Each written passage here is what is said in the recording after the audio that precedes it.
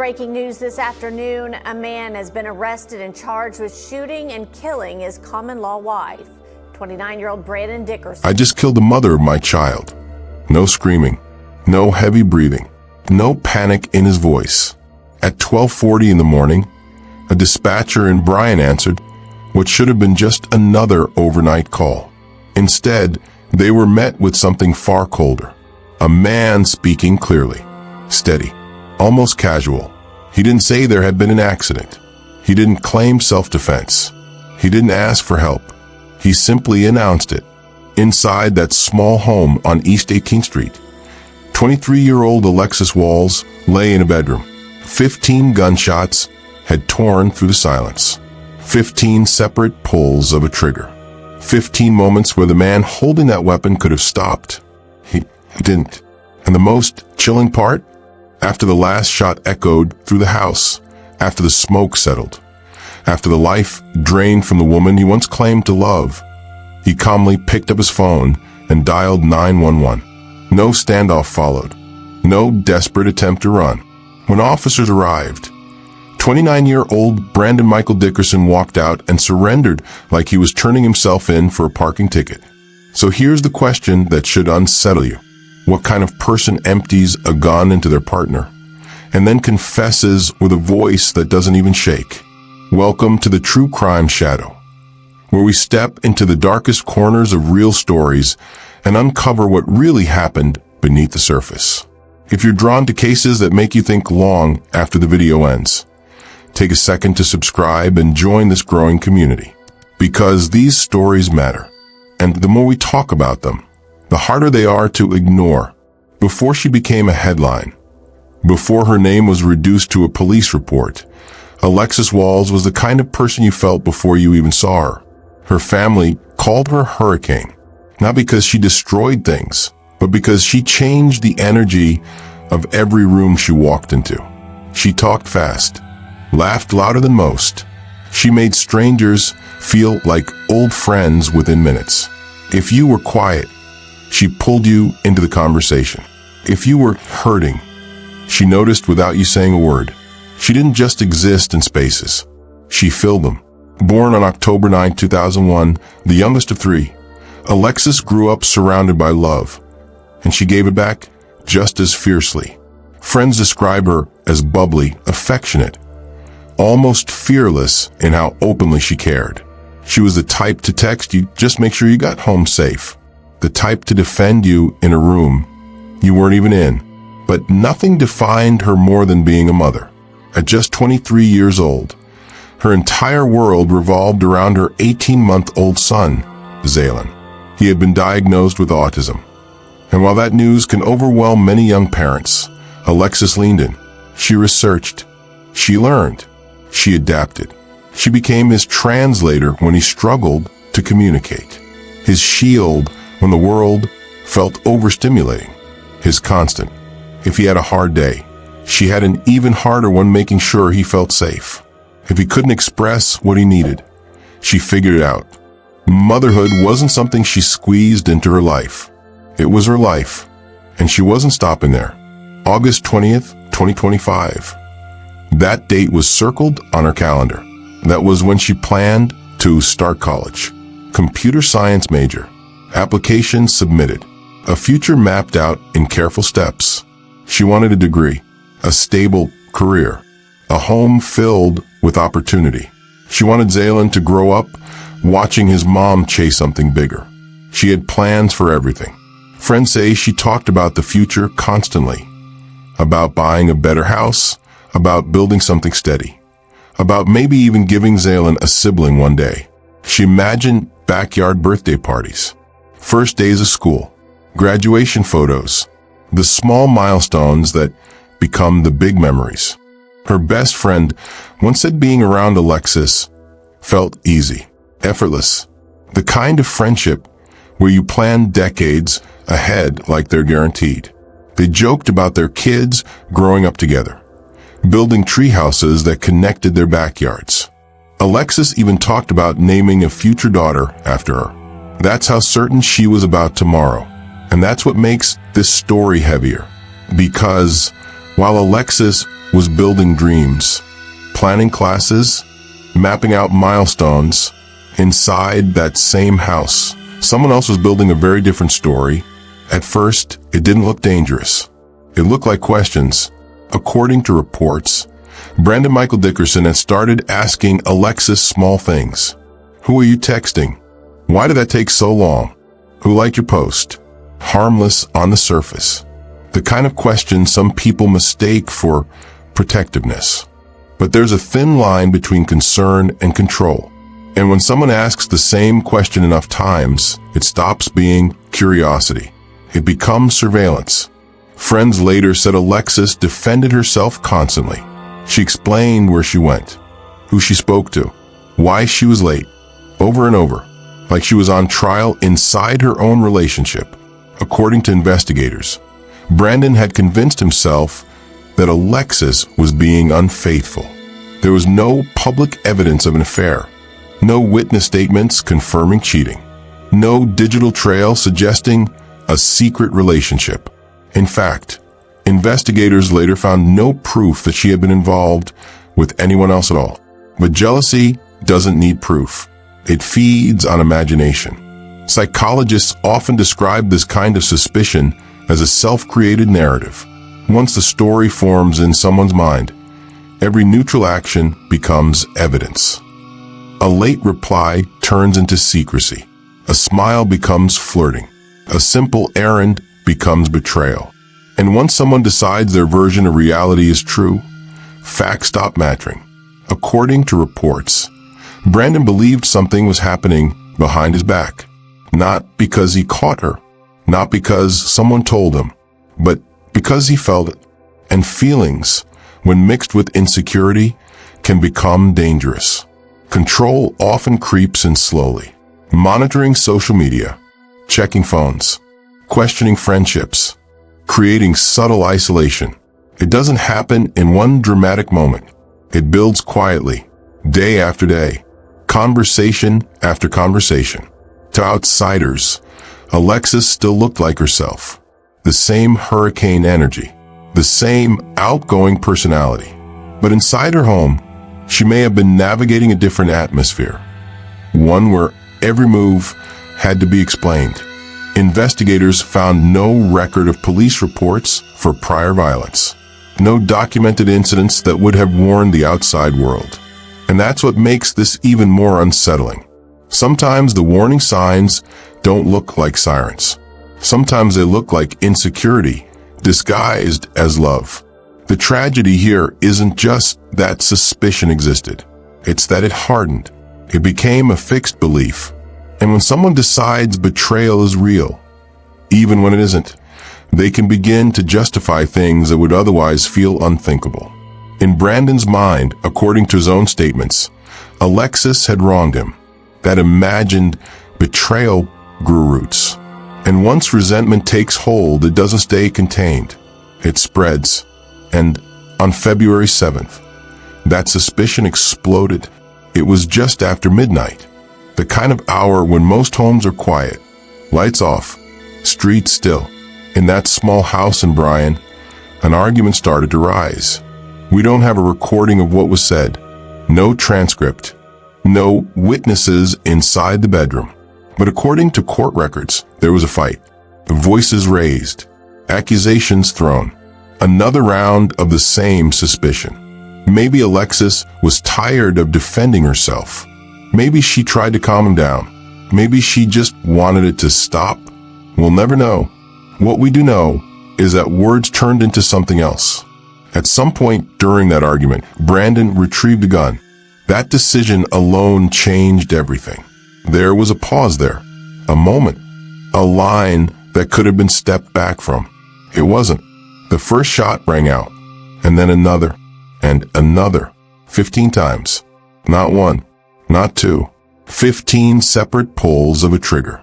15 distinct choices, each one requiring pressure, each one requiring intent.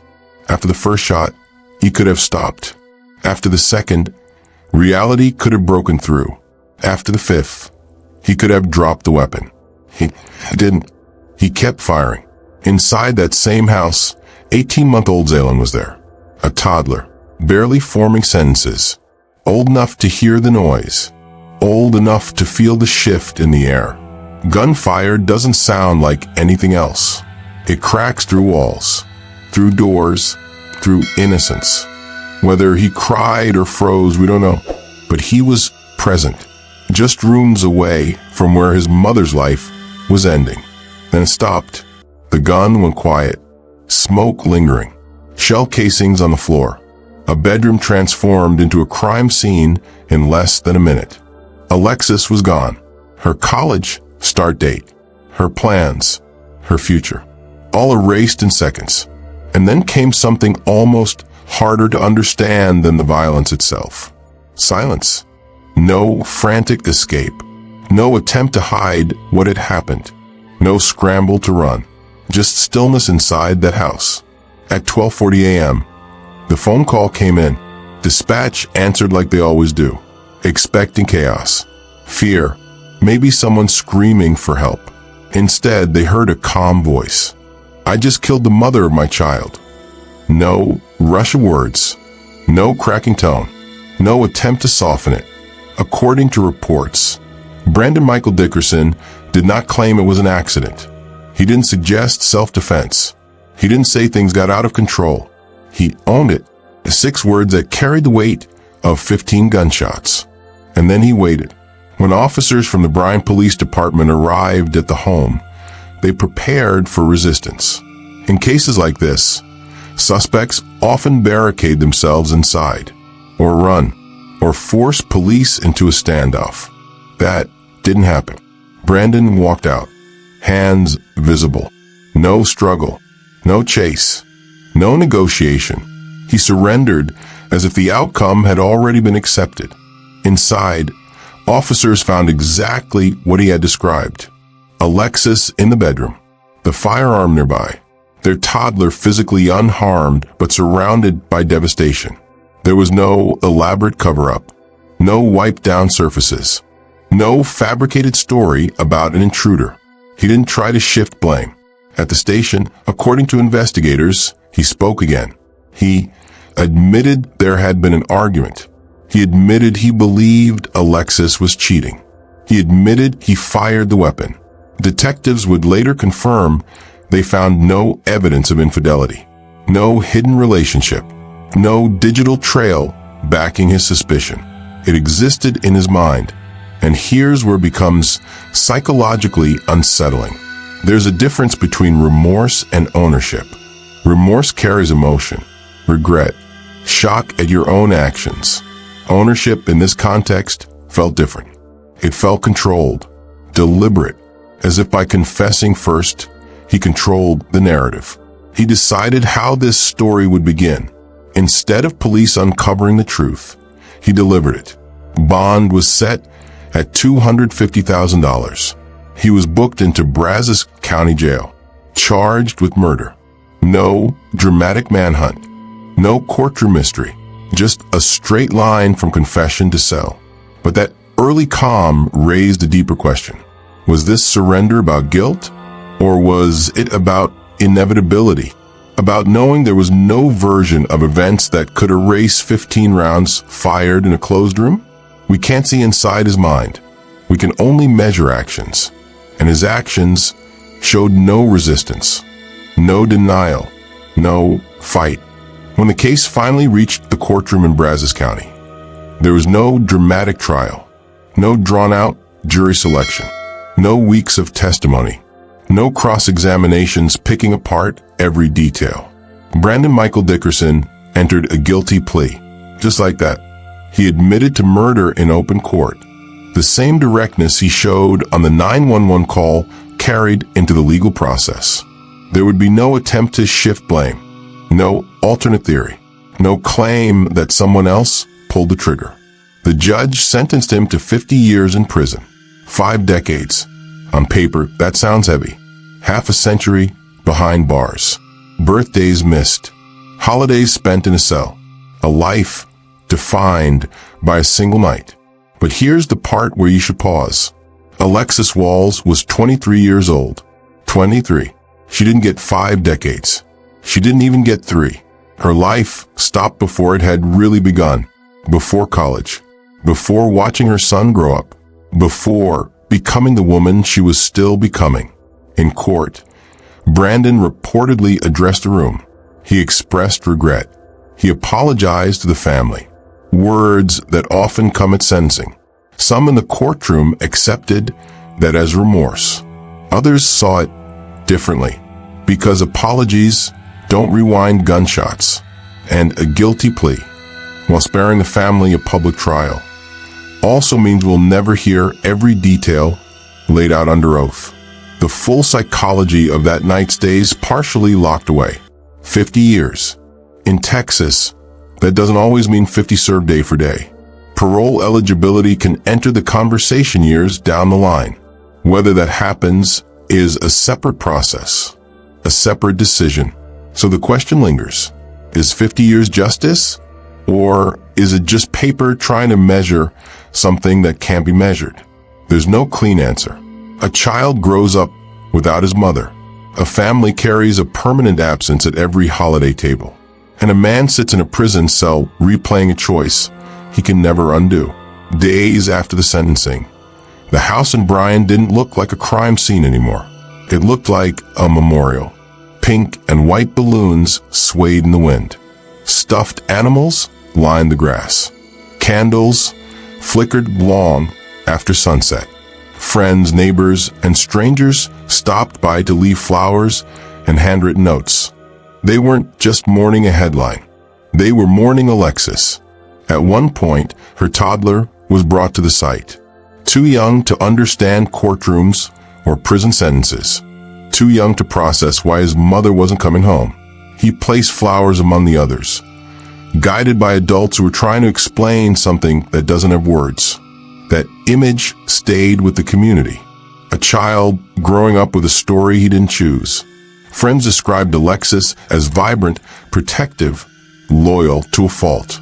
They organized fundraisers, shared memories online, turned grief into action. Because sometimes that's the only thing left to do. And beyond one family. This case tapped into something bigger. According to national crime data, intimate partner violence remains one of the leading causes of harm against women in the United States. Reports show thousands of cases each year involving current or former partners. In recent years, advocacy groups have warned that rates have risen in certain regions, especially where controlling behavior escalates unchecked. Those numbers aren't meant to preach. They're meant to remind. Because stories like this rarely begin with gunshots. They begin quietly, with jealousy framed as love, with monitoring disguised as protection, with isolation explained as concern, with accusations that slowly wear someone down, with apologies that promise it won't happen again. Not every controlling partner becomes violent, but many violent partners leave a trail of red flags first.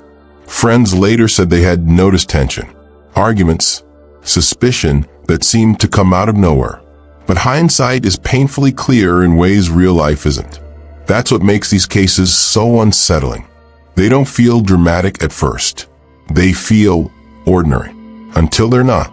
The balloons eventually deflate. The candles burn out. Headlines fade, but the consequences don't. A little boy will grow up hearing about the night 15 shots changed his life. A family will measure time in before and after. And a community will always remember the calm voice that followed chaos. Which leaves us with a harder question. How many stories like this are quietly building right now, behind closed doors, mistaken for normal conflict? This wasn't just a single night. It was a build-up, a pattern, a warning. And sometimes, the scariest part isn't the gunshots. It's the silence before them. Thank you for watching The True Crime Shadow. If this story made you think, share your perspective in the comments. Do you believe the sentence reflects justice? And what red flags do you think people overlook too often? Subscribe if you haven't already. Because the more we shine light into the shadows, the harder they are to hide.